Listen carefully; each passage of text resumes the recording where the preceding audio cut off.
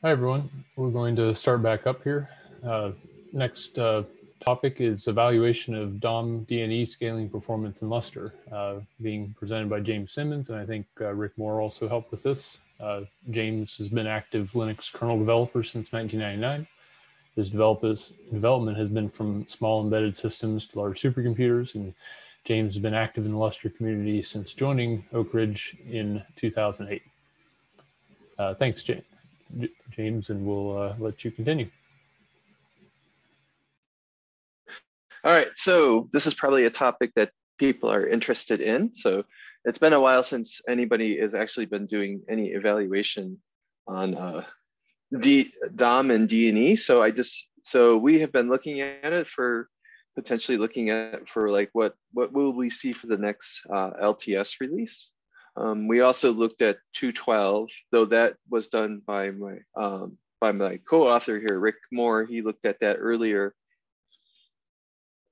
So there are several questions as we're approaching. We're going to be getting an access scale system very shortly, and there are lots of metadata challenges. So the questions we asked when we were putting a system together was, how many MDS servers do we need? Of course, with DoM, that increases space needs, and also do more MDS servers mean more performance. There's also space issues with inodes and things like that. So we were all considering this. The second question we asked, do NVMe devices make sense with Lustre as it is today? Does it really give you the performance boost that you think it does? Then we asked what setup makes the most sense. And currently with the latest Lustre, when I looked at it, there's DNE phase 1. And that's that you create directories on a specific remote MDT. So on these MDS servers, that has a nice benefit that it scales pretty linearly, but the administration cost of that is extremely expensive because the administrator has to create all the directories. We don't want to give our users the ability to do that. DNE phase 2, this is the deployment of Stripe directories across multiple MDS nodes. So this is the one we looked at. So this gives a little bit more power to the users to do it. And of course, the new one is this DNE phase 3. And that is a new thing that was developed for 2.14 and is being actively worked on for 2.15. This one allows you to migrate your files as you fill up a directory across different MDTs over time. So our testing parameters, we had an internal test cluster, batches of 6 and 24 clients. My testing showed that 7 ranks per node saturated the network. So that was it. And then the back end, we had a DDN14K mapped to 6 OSSs with 2 OSTs. This is all ZFS. I tested with 38 metadata servers. With each one had 1 NVMe device. So we wanted to see what we could get out of it. So our directory setup, we looked at previously DNE 1, and that's pretty obvious. It's easy to make that scale linearly at the cost of administration. So we looked at DNE 2, and I also looked at DNE 3. So our basic setup was we created directories using MD test, and the top directory, we created it so that it was mapped to some random offset, but we grew each time we created a directory for each test iteration. It was with more MDSs. And we did basic inheritance.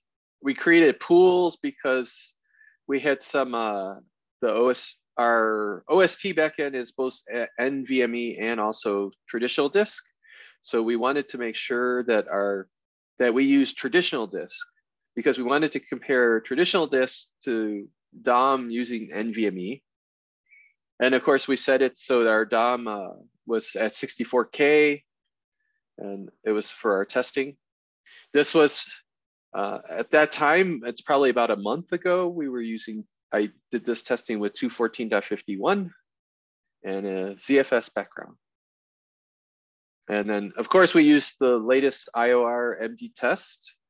So in the newer versions, there's a -G option, which removes the inheritance of striping. So when you do DNE2 and you create directories, the directories created are also DNE2 across each directories across multiple MDSs, MDTs. The issue with that is there's a lot of cross communication and that will kill your performance. So what we want to do is that we create the top directory. It'll be across all the multiple MDTs. And then from there, directories underneath will be mapped randomly to one MDT out of that striping set. We test it with zero size files. We test it with DOM for 32K files, and we tested DoM with 32K files. We created about 100,000 files per node, and that was the command we used for doing this testing. And of course, I ran with rank 7 on these nodes. So we did shared directory and unique directory. So for shared directory performance, you can see the results here. What we saw was that the stats you can kind of see it's almost a logarithmic graph if you look at it carefully. And what we found is that it does pretty well as you add more and more, but then it kind of starts to flatten out around 12 MDTs. And it just kind of flatlines after a while. Around 16 is the magic number.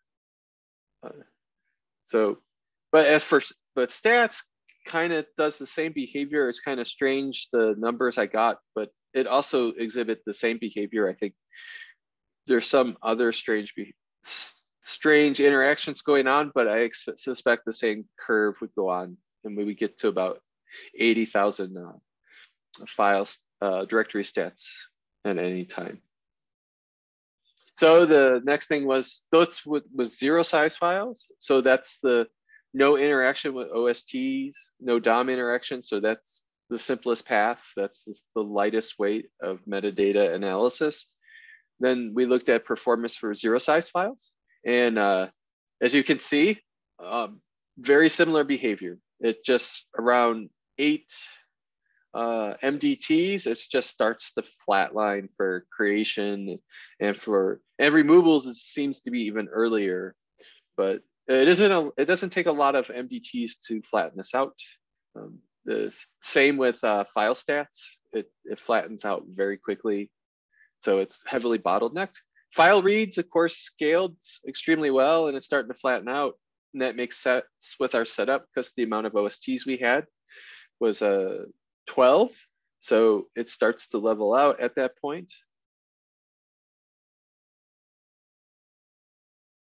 Actually, in this case, file reads in the zero size I take that back. File reads are open and closes. So you're actually measuring, in this case, it's not really reads, it's an open and close operation, what it does.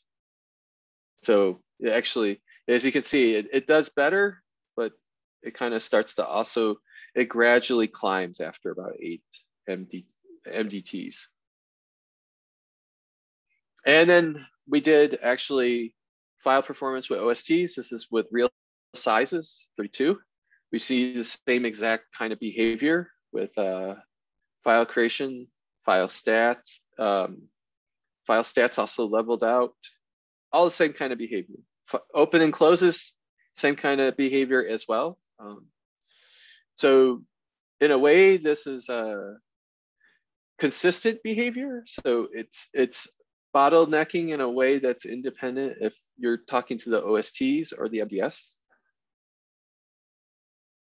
And then we looked at DOM. And DOM, if you look carefully, the behavior is almost identical.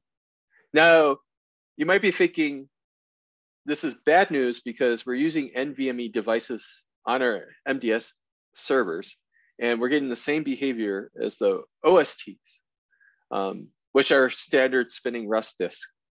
And it's also DOM. Well, actually, when Rick did his analysis of 212, DOM performance was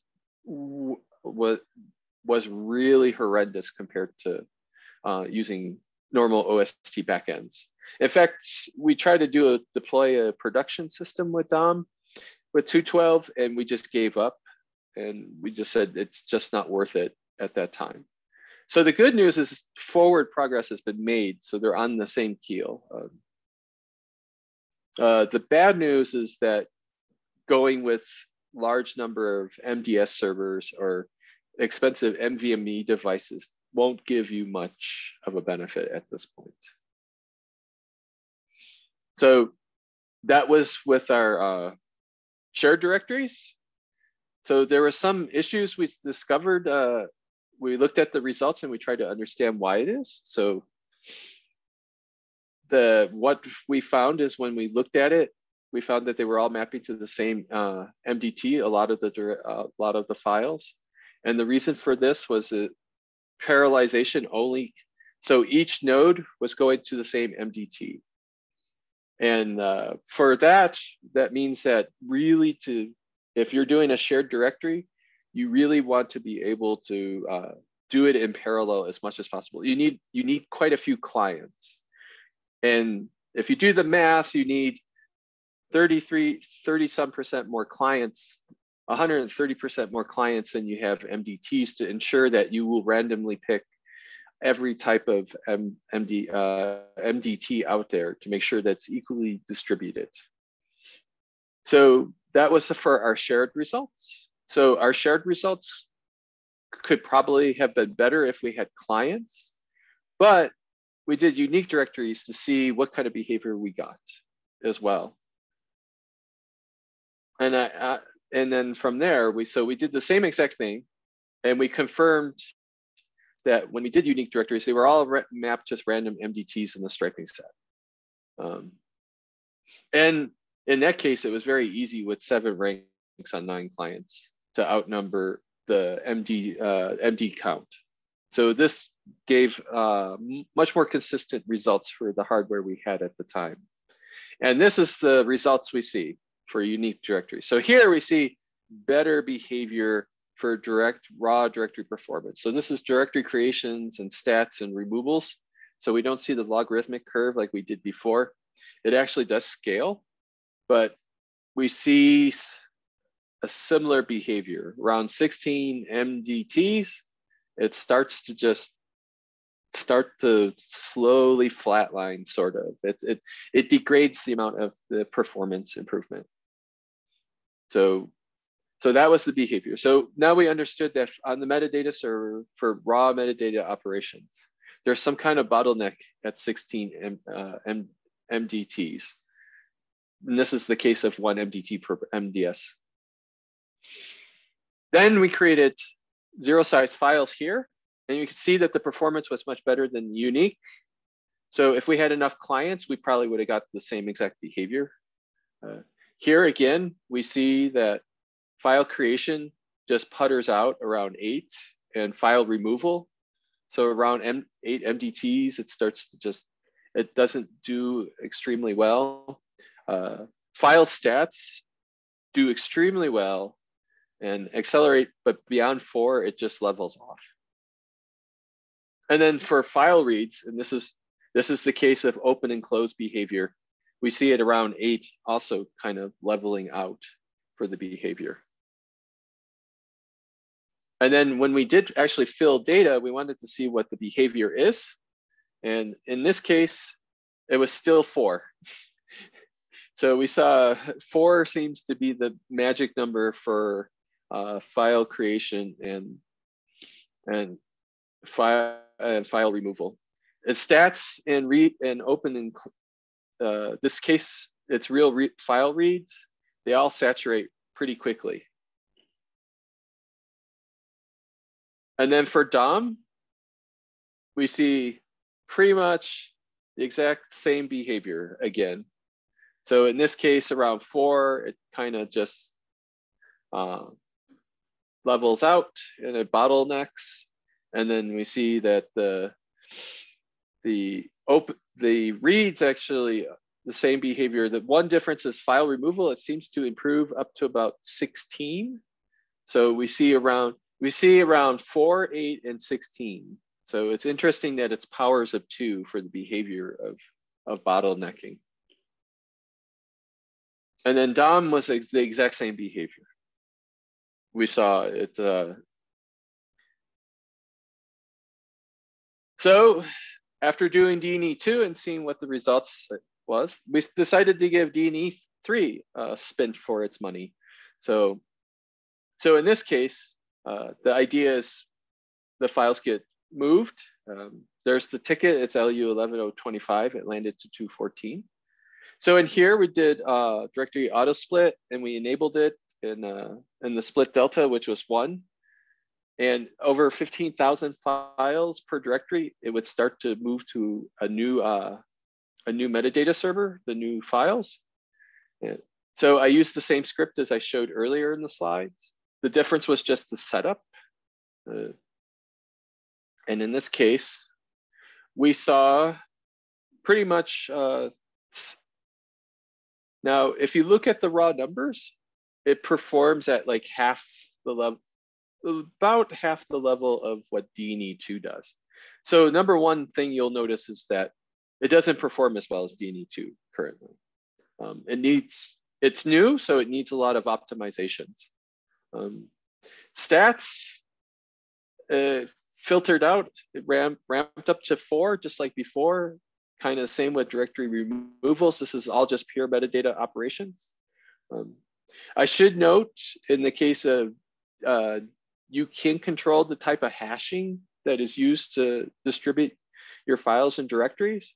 I went with the default one. I have not tested the crushed one yet. I don't know if it will give a performance improvement or the same kind of behavior. I expect that the bottlenecks that we see are probably going to be the same. Though in the case of, it did scale better for for directory creation. So that was the one benefit I saw with DNE3, is it kept scaling, at least somewhat linear, logarithmically. So the next thing was that we added file operations. This is 32K DOM files. So these tests take a really long time, well over a week to do, because we're creating massive numbers of files. So I only did DOM to see what its behavior is, what its performance. As you can see, read in this case actually did pretty well. It scaled up to, it also did logarithmically, but around 12, it starts to putter out.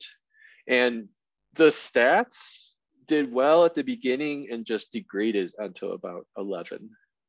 And the same behavior, bottlenecking at 4. So for some reason, there's something magical about 4 with 1 MDT servers to do this data.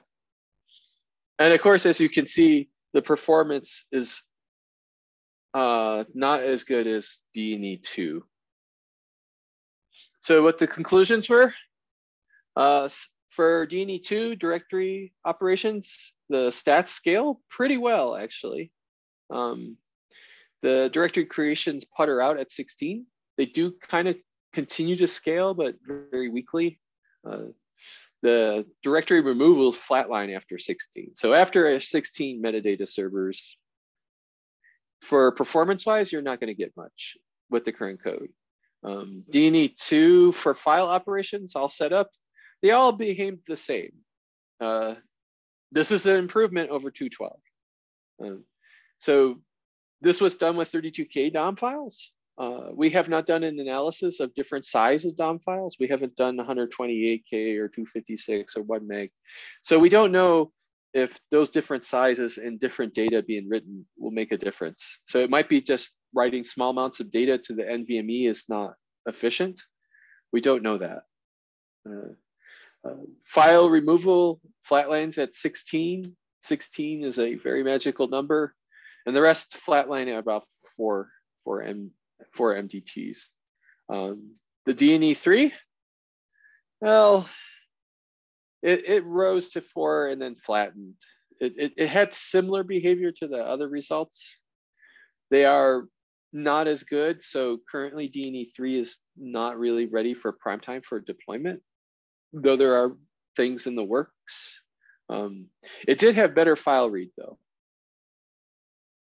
that was a good thing. And stats really degraded, they just plummeted. And I like to think this is, of course, a tribute to the US Department of Energy and ORNL for doing this research to see what is optimal for our setups in the future. Thank you.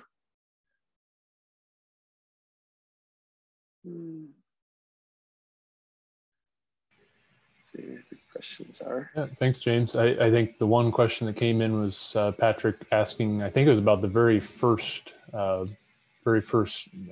graph you had. There was that big jump at 15 for the stats, and he was wondering what happened there.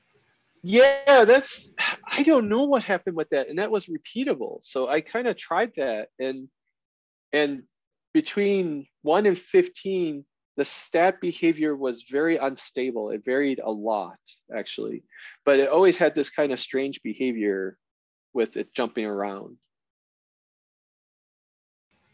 All right. Well, thanks, James. I think that was it. We should probably keep it rolling because we're behind time. But we'll let you respond in chat, and we'll move on to the next presentation.